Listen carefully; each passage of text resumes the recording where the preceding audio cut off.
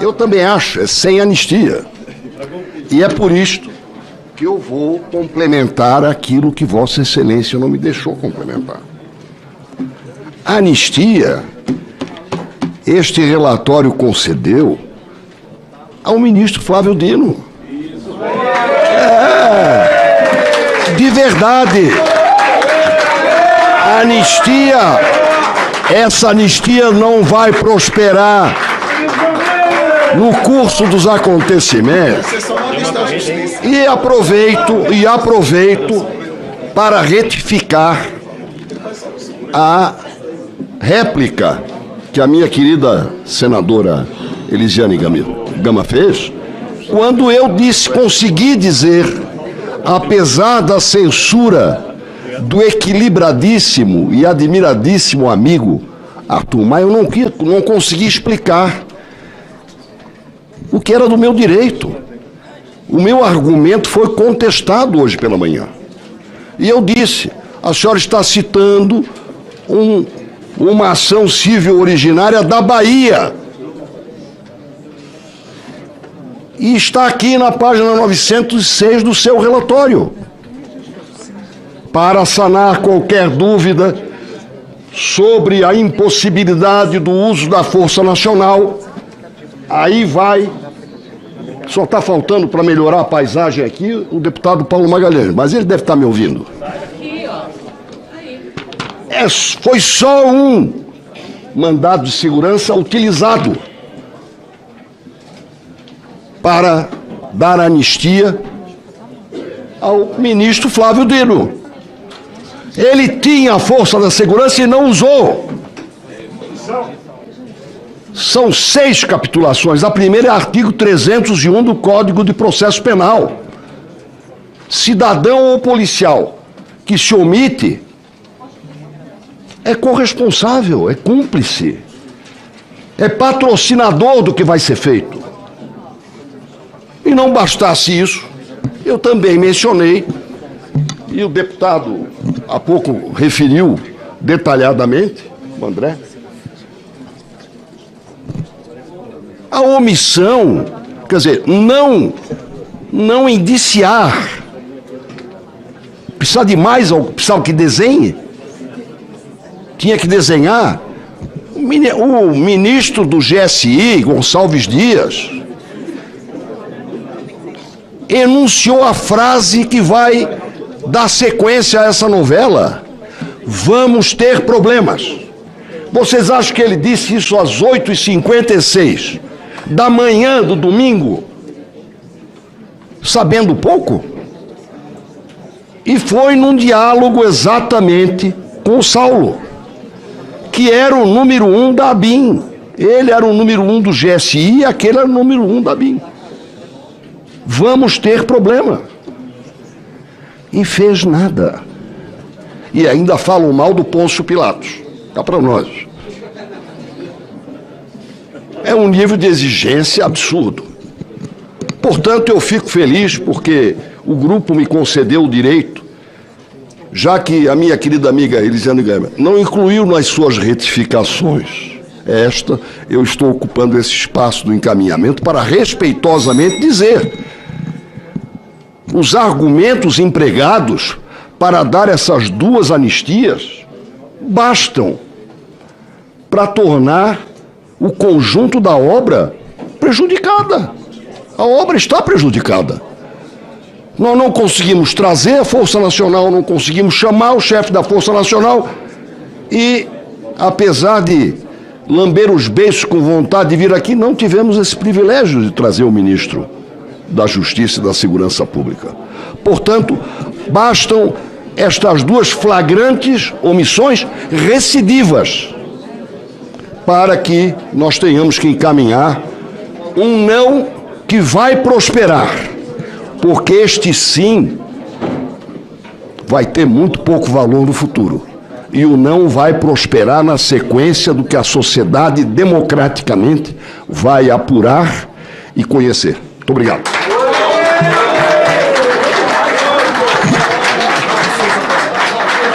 Obrigado, senador Espírito de Amin. Concedo a palavra ao eminente senador Cajuru.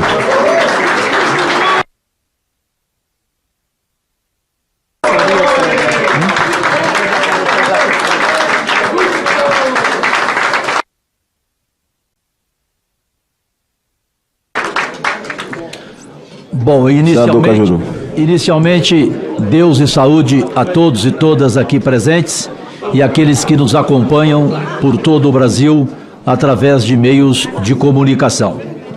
Eu aprendi na comunicação com o imortal Paulo Francis que para discordar de um companheiro, eu não preciso desqualificá-lo. E senador Isalci, senador Marcos Rogério, que estão aqui, sabem que eu nunca usei a tribuna para desqualificar nenhum companheiro meu, embora tenha discordado ideologicamente. Às vezes eu não sou compreendido nem por quem é do governo. Eu fui escolhido para ser vice-líder de Lula, líder de Alckmin na bancada, mas eles respeitam a minha liberdade, a minha independência, presidente Arthur Maia. Eu, por exemplo, tenho ótima relação com senadores bolsonaristas, que jantam na minha casa, como Tereza Cristina, Eduardo Gomes. A semana que vem, graças à lagosta do Sérgio, serão 14 senadores que vão jantar comigo na minha casa. Portanto, eu convivo muito bem. Não, posso convidar deputado também. É porque eu vivo mais aqui no Senado, né? Então, eu sou uma pessoa que realmente aprendi na vida, até porque eu apanhei demais, né, gente? Eu já fui um jornalista demitido ao vivo, o único na história do Brasil, né? Então, eu já aprendi, segundo o Amin, injustamente. E o Amin se lembra. Aliás, ele comemorou, na verdade, né? Brincadeira. Então, eu só quero colocar aqui, presente, o seguinte: eu, por exemplo, não entendi na CPI, e fui mal interpretado, inclusive, quando subi na tribuna e disse que eu não poderia, de forma alguma, classificar o ex-presidente Jair Bolsonaro como autor intelectual do que aconteceu dia 8 de janeiro. É a minha opinião, eu discordo de quem pensa assim, inclusive no meu governo. Muito bem! Da mesma forma, eu também não posso classificar o Lula como autor intelectual. Nenhum dos dois faria isso, na minha opinião. Nenhum dos dois. Eu queria ver, financiadores presos, condenados, que foram responsáveis por pessoas infiltradas que quebraram os três poderes. Isso que eu queria ver. Infelizmente, parece que eu não vou ver. Acredito aqui ao senhor um trabalho absolutamente aplaudido como presidente dessa comissão, em todos os momentos, a sua postura, a sua correção, da forma como ouviu cada um. E em relação à senadora Elisiane Gama, pela convivência que tenho com ela, com a família dela, com a filha dela, que é uma cantora gospel, com o esposo dela, eu queria apenas, além de oferecer a minha solidariedade a você, lhe passar uma frase na altura da cegueira dele, do argentino Jorge Luiz Borges. Ele escreveu o seguinte, isso serve para você: o contrário do amor não é o ódio, é a indiferença, é o desprezo. E o esquecimento é a única vingança e o único perdão. Não vale a pena guardar ódio. Aqui cada um se comportou como quis. Esqueça o que aconteceu, viva de cabeça erguida. Evidentemente que eu vou encaminhar o meu voto, sim, pelo seu relatório. E aqui deixo claro que continuarei sendo assim, continuarei me posicionando assim, e agradeço ao governo Lula por respeitar o meu direito de ser livre. Obrigado. Muito obrigado, senador Cajuru. Passo a palavra para encaminhar o senador Magno Malta. Senhor presidente, senhores senadores, senhoras senadoras, senhores deputados, senhoras deputadas, nós estamos chegando ao fim. Cada um defende o que acredita, cada um crê no que acredita. Houve desavenças, muitas vezes bate-boca, desentendimentos. Eu estive com o presidente, em alguns momentos também com a relatora, mas aprendi a falar a verdade sem ofensas pessoais. Tenho lado, verbalizo o que acredito, mas aprendi a respeitar as pessoas. E se alguém se sentiu ofendido por mim aqui, eu me penitencio nesse final de trabalho, que cada um busca fazer a sua parte. É verdade que nesse final cada um faz a sua colocação a respeito daquilo que fez durante os 5 meses. Eu estranho o fato dessa CPI estar se encerrando agora. Porque normalmente CPI ela renova prazo. Ela renova prazo. Eu presidi CPIs exitosas nesse parlamento que durou anos. Narcotráfico, pedofilia, maus tratos, mas essa encerrou muito rápido. Eu não sei se pelo fato das investigações em si, que não foi um tiro na cabeça, porque quem queria a CPI de fato era o governo. Nos 3 primeiros dias, assanharam para fazer uma CPI de todo jeito, mais rápido do que imediatamente. E no 4º dia, ninguém queria CPI mais. O próprio presidente da República dizia que não tinha interesse, porque a Polícia Federal estava investigando, os órgãos estavam investigando, e já não queriam mais. E quem colocou a assinatura no deputado da senadora Soraya começou a retirar. Ora, quem queria eram vocês. E em seguida nós dissemos, não, nós queremos investigar. Veio o fato determinado colocado pelo André Fernandes. Bom, o que nós vimos aqui, e eu não vou tecer pontos e comentários agora, porque é final, é um relatório que, na verdade, foi um contorcionismo de narrativas para se chegar em Jair Bolsonaro, que está indiciado por uma frase. Uma frase que ele disse, se referindo às feministas, mulheres daquilo duro. Cidade do Rio Grande do Sul, cidade exportadora de viado. Ele deve ter sido indiciado por essas frases, que ninguém nunca comentou. Mas o comentário é que é muito mal esse cara. Os filhos dele são horríveis. Verdade.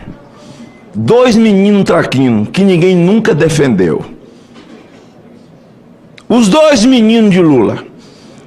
Uma riqueza esplendorosa. Nunca houve nenhum tipo de defesa, nenhum tipo de crítica. E as feministas de esquerda que nunca defenderam aquela que leva a culpa de todos os malfeitos do Lula, que é a dona Marisa, de saudosa memória. Então eu estou aqui porque Jair Bolsonaro já foi indiciado pela CPI do Covid. Quem leu, e eu trouxe todas as bulas para poder distribuir, já marcado direitinho nos locais. Se tivesse sido lido as bulas, as reações cardíacas, os efeitos nefastos de AVC, morte súbita, embolia pulmonar, vocês que nos veem, e eu sei a grande mídia não vai mostrar, e que caíram no conto de que Jair Bolsonaro, e aliás o ministro Zanin, em sua primeira decisão, desagradou a esquerda, porque ele pega um relatório já da ministra da Saúde do governo Lula e zera essa conversa de genocídio em cima de Jair Bolsonaro. Estão aqui com todas as bulas, eu estudei todas, e quem fez as vacinas teve o cuidado, meu nobre presidente, de colocar essas desgraças lá no meio e com letras bem pequenininhas e dizendo, experimento placebo. Para que se um dia alguém se levantar e processá-los, eles estão plenamente defendidos, porque disse, é como um agiota, eu não bati na tua porta, tu bateu na minha para pegar o dinheiro, então me paga.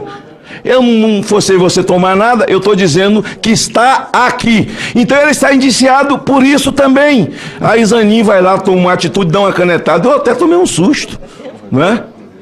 Até tomei um susto. Depois fui ver as redes sociais, o homem começou a apanhar da esquerda. Mas eu encerro, senhor presidente, dizendo o seguinte, foi uma narrativa em que a oposição teve a oportunidade de dar ao Brasil a oportunidade de ver o comportamento omisso, de ver a negação de quem deveria estar sentado aqui. Com relação à senadora, Elisiane Gama, todas as vezes que eu ia ao presídio, a colmeia, isso aqui eu não posso esconder, porque eu nunca fui desautorizado a ir ao presídio, como todos os outros parlamentares foram, eu não fui.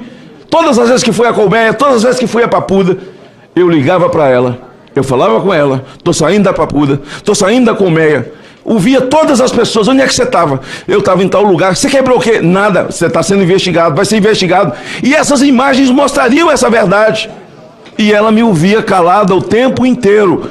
Eu não posso ser injusto, trabalhar com indignidade para dizer o seguinte: essas pessoas todas que eu visitei, ao sair e ao entrar do presídio, eu tinha o cuidado por ser cristã, com a senadora Elisiane Gama. E não falava senadora Elisiane, eu falava, minha irmã, eu acabei de sair do presídio, eu vi isso. Não quero encerrar cometendo injustiças como foram cometidas aqui, com relação ao presidente Jair Bolsonaro, indiciado por uma frase, quando as frases de Lula são absolutamente desmoralizadoras e ofensivas, tanto às mulheres como feministas e a homens nesse país. Muito obrigado, Deus te abençoe, meus respeitos pela maneira como você conduziu esse processo aqui. Muito obrigado, senador Magno Malta. Com a palavra, o último a encaminhar, o nobre líder do governo no Senado, senador Randolfo Rodrigues. Senhor presidente, senhora relatora, senhor vice-presidente Magno Malta, colegas deputados, deputadas, colegas senadores, colegas senadoras e senadores. Os indiciamentos que aqui são sugeridos pela senhora relatora e, sobretudo, do ex-presidente da República, não se dá pelo contexto de uma frase, se dá por fatos. Aliás, o relatório da senadora Elisiane é, além de um documento sobre os fatos realmente ocorridos do 8 de janeiro e antes do 8 de janeiro, é um documento para a história. É um documento para a história, sobretudo, diante do que nós vivemos nesses tempos. Nós vivemos os tortuosos tempos em que talvez tenha assento na explicação da literatura política como eles se justificam. Os tempos em que é necessário o ódio para aglutinar. Os tempos em que é necessário um inimigo para ser atacado. Aliás, a literatura política justifica esse modus operandi de agir a partir, sobretudo, de duas referências. A primeira, um senhor do começo do século chamado Carl Smith, que sustentava, meu caro Chico, que era necessário alçar o inimigo, seja ele qual fosse. O que nós estamos vivendo aqui, concretamente, senhor presidente, no mundo atual, o que nós estamos vivendo não é um confronto clássico entre direita e esquerda. Aliás, sobre o confronto clássico direita e esquerda, é importante aqui ressaltar o dizer, meu caro presidente, de um teórico liberal, Friedrich Hayek. O Hayek é que denunciava essa tese de impingir o ódio, de espalhar o ódio, de ter o ódio como método, de disseminar o ódio na atualidade, nas redes sociais. Este método fortalece o populismo e fortalece a ascensão dos totalitarismos. O Hayek, que aqui cito, ao contrário que alguns podem pensar, Chico sabe muito bem, não é um teórico da esquerda comunista, é um teórico liberal, para dar diagnóstico que o tempo que nós enfrentamos é o tempo em que foi trazido para a política, lamentavelmente, essas linguagens, que teve outro canto e outro lugar, ao longo do século XX, em especial, que teve tempo e lugar na ascensão do nazifascismo na Europa durante os anos 20, os anos 30. O que nós vimos no 8 de janeiro foi o corolário de um processo de tentativa de ruptura da democracia brasileira. Esse corolário teve início no 1º de janeiro de 2019 com a posse do então presidente da República. Não foi fato à toa atacar as instituições do Estado Democrático de Direito. O Supremo Tribunal Federal não foi depredado somente no dia 8 de janeiro, foi depredado através de fatos, através de agressões, através de comícios ao longo dos 4 anos no mandato do ex-presidente da República. O Legislativo não foi agredido somente no 8 de janeiro. O Legislativo não foi invadido somente no 8 de janeiro, mas foi com o desrespeito à separação dos poderes na conduta feita por parte do ex-presidente. Assim como o 8 de janeiro é um complemento de um ciclo que se inicia no 30 de outubro, com o não reconhecimento do resultado das eleições, que tem escalada com a ocupação da frente dos quartéis, tentando corromper o Estado Democrático de Direito, alegando a liberdade de expressão, como se a liberdade de expressão per si só pudesse ser princípio para corromper a democracia em nosso país. O 8 de janeiro chegou ao culminar, mas teve suas escalas no dia 12 de dezembro, com atos terroristas, sim, aqui em Brasília, e com a tentativa no 24 de dezembro, na véspera de Natal, de tentar atear uma bomba para matar brasileiros compatriotas, porque quem chama o outro de patriota, na verdade, não pode querer colocar uma bomba para matar um compatriota seu. Essa CPMI chega ao final e queremos, em primeiro lugar, agradecer à oposição por ter proposto ela, e por ter corroborado junto conosco para que ela chegasse a esse fim. Por fim, eu queria aqui fazer uma homenagem, sobretudo, às mulheres dessa comissão parlamentar mista de inquérito, mas, sobretudo, às mulheres que foram agredidas nessa comissão mista parlamentar de inquérito, a relatora da comissão, a senadora Elisiane Gama, e, sobretudo, a deputada Jandira Fegali, que ao longo do tempo foram ofendidas nas redes sociais, foram ameaçadas de morte, mas conseguiram superar a tudo isso. O que vemos agora, o aperreio que vemos agora de gritos quando tentamos usar a palavra, foi regra nessa comissão. A esses gritos seja expressado o número dos votos favoráveis a esse relatório. Os números dos votos favoráveis a esse relatório não podem ser questionados, porque também foi questionado o resultado das eleições e nós vimos o resultado que deu. Por fim, minhas homenagens ao presidente dessa comissão e à relatora. Aos senhores foi chamado para cumprir uma missão pela nação e pela democracia. Os senhores o fizeram com amor, com dedicação e sem medo. Sem medo, é assim que encerramos essa CPI, porque a coragem é a matéria-prima da civilização. Sem anistia, para que nunca mais aconteça e para que nós nunca esquecemos o que aconteceu. Para Senadora Damares é quem foi atacada. Prevaleça sempre! Minha solidariedade à senadora Damares, que foi atacada. Sobrou folha, hein?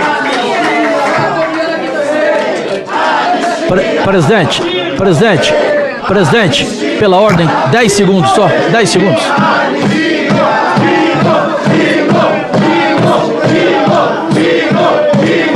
Proclamar o resultado. 20 votos sim, 11 votos não, uma abstenção. Está aprovado o relatório da senadora Elisiane Gama.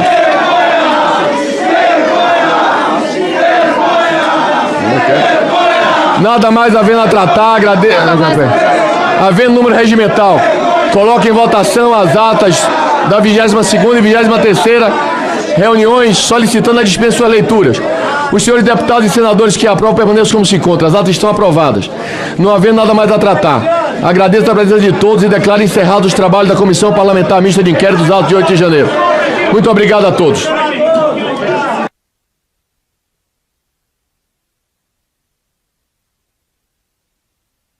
Gostaria de deixar claro que as opiniões e informações apresentadas aqui são de responsabilidade exclusiva de seus autores. Como criador deste conteúdo, não me responsabilizo por consequências. Pesquise e busque orientação profissional antes de decisões significativas.